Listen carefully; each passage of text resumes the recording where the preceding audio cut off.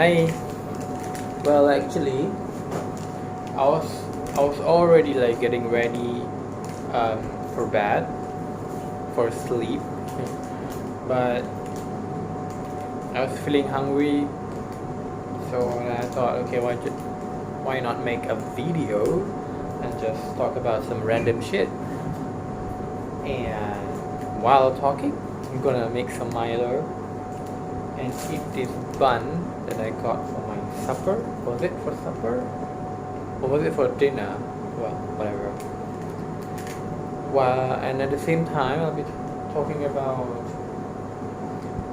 I think I want to talk about COVID a little bit, on how this disease kind of like attacked or infect, yeah, my whole family, that is. So the story goes like this. It all started, I think, towards the end of Ramadan. Oh my god, what did I do?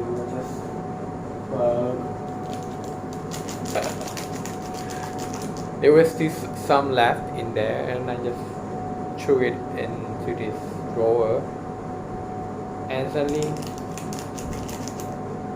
now it's all in there or whatever. So back to my story. It was towards the end of Ramadan, when my dad, so during Ramadan, my parents, my mom and my dad, they would go to Surau almost every day for Traweh. And I remember telling my mom, I think it was probably like the last week of Ramadan, and I told her it was during that time the case were starting to, like, getting higher and higher, and I was getting worried. And I told my, oh my god, I just blocked my face.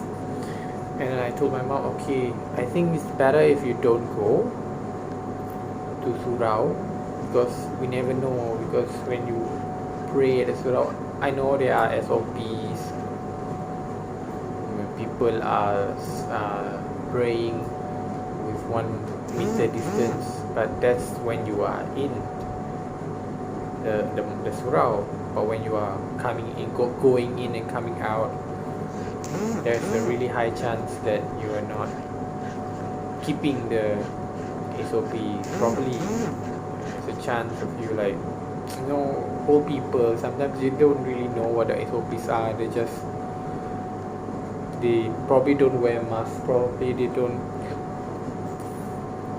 they still like talk with each other or speak with each other in close proximity, so I was worried of that. So there was this one pakcik, I remember his name, I think Razali Sulaiman, if not mistaken. He was already the mom. He was already feeling feverish, and he went to Surau. And then, not only that, he also went from house to house, because he was involved with like macam a charity mission or something, and he knows he's not feeling well. He already had the symptoms of not feeling well, like feverish. That's what I heard lah. So I'm not really sure, because that's what I heard. And because of that, he had infected like many people from the Jamaah, from the congregation. I don't know if he's like the real reason that the cluster started, but from what I know, he was the first one who was tested positive. And if I'm not mistaken, there had been 2 deaths in that cluster, and then probably more than 10 people infected or tested positive for COVID, including my dad. So I think the charity giving was probably towards the end of Ramadan, and then they had Qiyamul and things like that. They still go to surau. And my dad became sick. He was feverish. I think probably on the 5th or 4th of Raya. I think it was on the 17th of May. And I already suspected it. And I told my dad, you need to quarantine, you need to stay in the room. But you know, old people, they don't want to listen, you know, they never want to listen to me. So, after he was sick, although his symptoms were not like serious or critical, but he tested positive. No, not, but that was before. He only went to get tested when my mom and my sister and my sister and her children are staying with my parents. They all developed the same symptoms like fever, sore throat, something like that, loss of what you call it, taste and smell, things like that. So I was like, oh my god, this is like classic case of COVID patient. So they went to get tested. I think it was last week. Was it? Yeah, it was last week. I don't remember the date.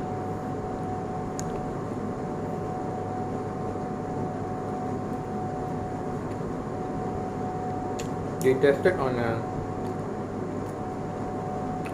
the Monday of last week, and then they got the results by Tuesday.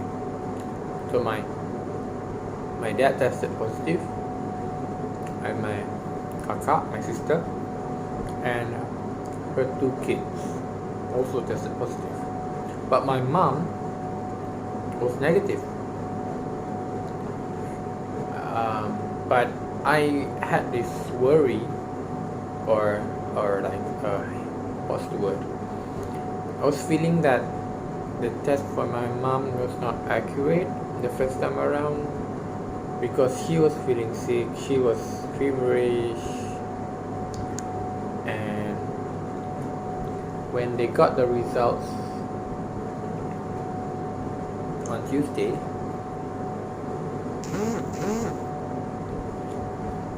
I was working at that time, and I never met them.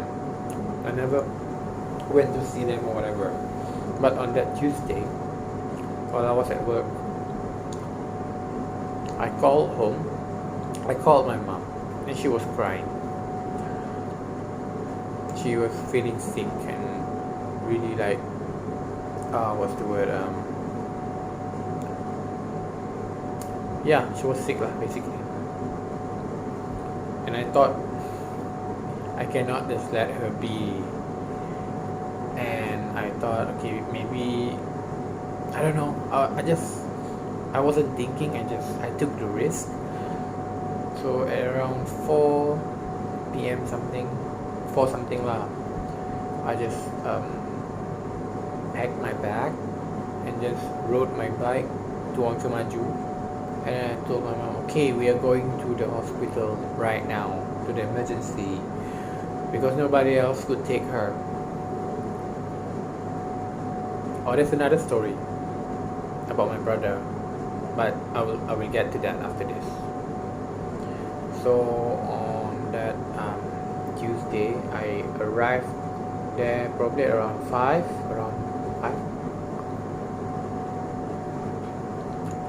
When I got there,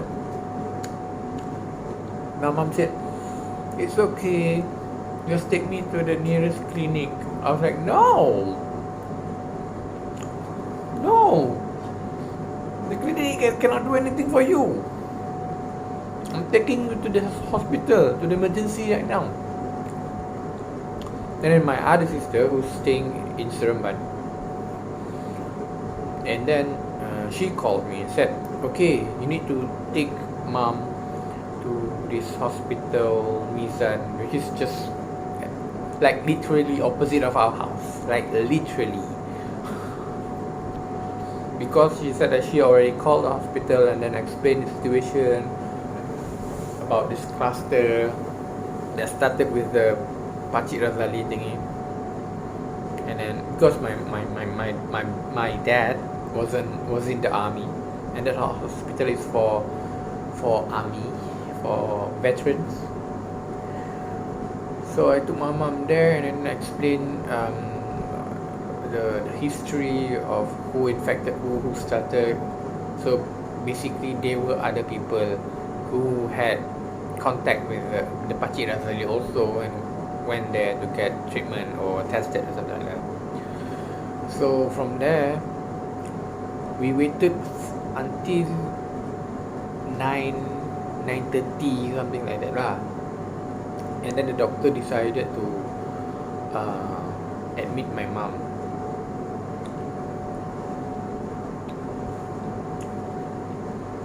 I had no contact with my mom whatsoever, but we were in the same car. So the only close proximity that I had with my mom was when we waited for the results, or we waited for the doctor to to confirm whether to admit my mom or not.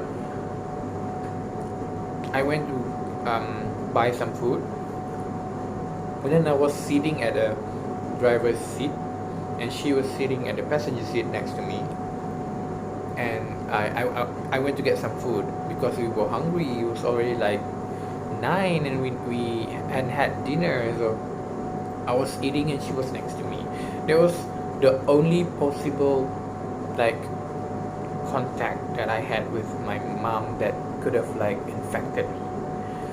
So I was worried.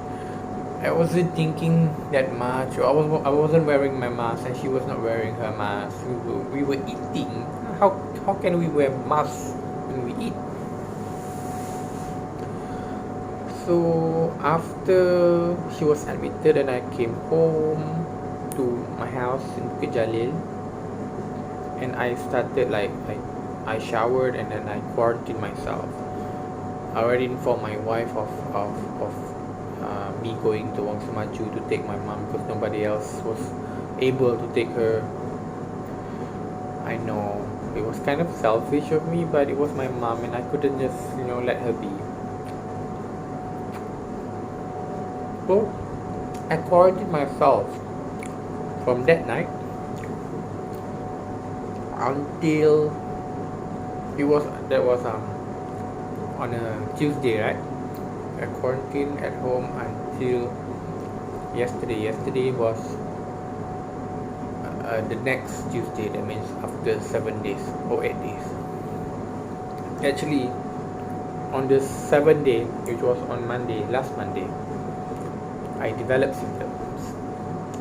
I was feverish. I was shivering. I don't know if shivering is the right word. I was like shaking like that. I was feeling feverish, my and then headaches, and then my stomach was not feeling good. What else? And then I was having breathing difficulties, and I thought, oh no, oh no. But I didn't want to panic. So the next day, the first thing in the morning, I went to get tested. I did my PCR swab test at near this clinic at DPM, and while waiting for the results, I texted Dr. Nurul. Dr. Nurul is the doctor who's been treating me, and I explained to her of the situation, and then she recommended that I go to KKKL Titi Wangsa, and then try to have the doctors there check me and so that they would know what to do next. So here I am. I was admitted to HKL yesterday. So today is Wednesday. So yesterday was Tuesday, 25th. So today is 26th, Wednesday. So basically that's it. Actually I got my result from the PCR test that I did at Bukit Jalil, and it turned out negative. So I was okay, but I'm not convinced yet because I know how inaccurate the results can be or the test can be. Right now I'm not feeling any. I don't have any symptoms. I think I'm okay. A little bit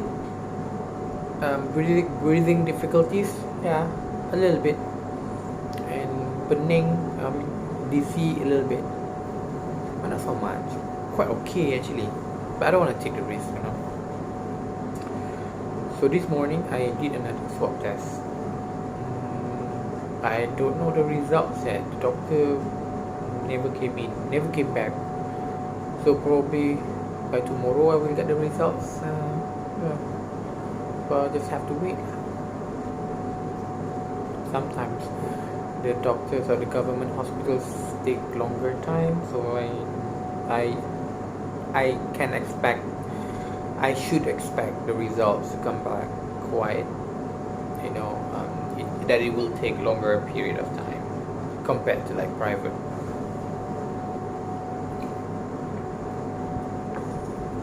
Okay, I wanted to just talk about my brother a little bit. My brother, he has been neglecting his children for forever. His wife is in Bahrain. Okay, I don't want to talk about that. That's their choice. You want to work there, okay, you go there. But you, as the parent who is here and you have your 3 kids, you need to take care of your kids, especially when you know that mom and dad is not feeling well, and my sister is not feeling well. They are having this kind of symptoms, and you still send your children to that house. You don't know. I don't know whether you know or you just too thick to like anticipate of the consequences. So on that day that last week when they first developed the symptoms and having fever, my brother still sent his 3 kids to my mom's house, and I was shocked. I was disbelief, like, how could you? I called him. I thought he was like at work or something, and it turned out he was sleeping at his house. How could he? And he sent his 3 kids in my mother's house. What the hell? I don't care if you're like tired from working from your previous shift or whatever, but you shouldn't just send your kids to mom's house when you know they are not feeling well, when you know that they are having these symptoms, and you work at hospitals and you should know better. I called him, you should take your kids now. And then he said, okay, I go take. And then as soon as because I don't know, because I don't stay there, I heard from what my sister told me. So when he reached the house, he was, I don't know, fuming. He was angry because I called him to take his kids. And like he didn't have the rights to get mad. But he was mad for like, I was like interrupting your sleep. Oh, bullshit. And because I was mad, but I tried to like remain calm during the time.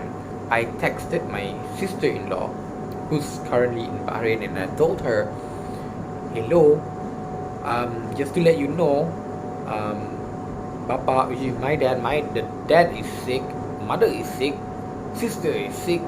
How could you? Can you please tell your husband to take your kids and then quarantine at your house. How you work in hospital, you should know better. And then he just, I sent a voice note through WhatsApp, and then she replied, okay, I will tell him. Okay, whatever. I haven't spoken to them since then, so whatever. I did the right thing. And you know what? A few days after, I think I don't know, during the weekend or something, my brother started getting sick, and then he sent all three. He got tested together with his 3 kids, and they were all positive. Well, who to blame? You cannot blame anyone but yourself, lah. Think about what you did. So I don't know. I just I don't know. I don't want to talk about family issues. I just want to vent. So that's pretty much my story. So right now I'm in hospital. I don't have any symptoms, I think. Just really mild symptoms. I'm not positive.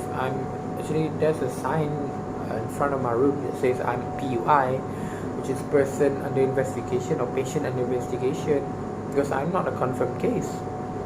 I don't know, because I secret thing because of the medication that I've been taking, that I simply cannot be infected, but I never know.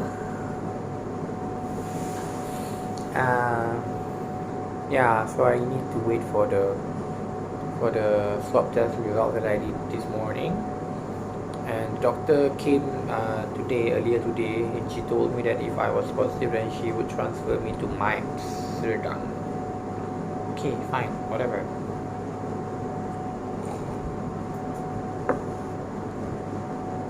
But I don't know if I was negative though, what will happen.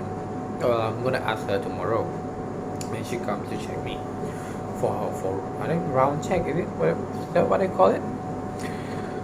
Okay. Okay, I have another thing that I want to talk about. It's probably not related to COVID, but maybe I will save that story another time, because I feel stupid talking about COVID and what I went through, and then to talk about work, because I just cannot. Okay, I'm not gonna talk about work. So I think that's my story for now. Because I don't write blogs anymore, I think I'm just gonna start doing these kind of videos to just tell my stories or share my thoughts or my feelings or emotions or whatever. Until next time, I want to go to sleep, or maybe I'm going to continue watching. Why am I showing that? I should be pointing to my phone. I'm going to continue watching The Boys season 1. I have it stored in my phone. I didn't remember. I just remembered. So I'm gonna get back to watching that. So bye. Till next time.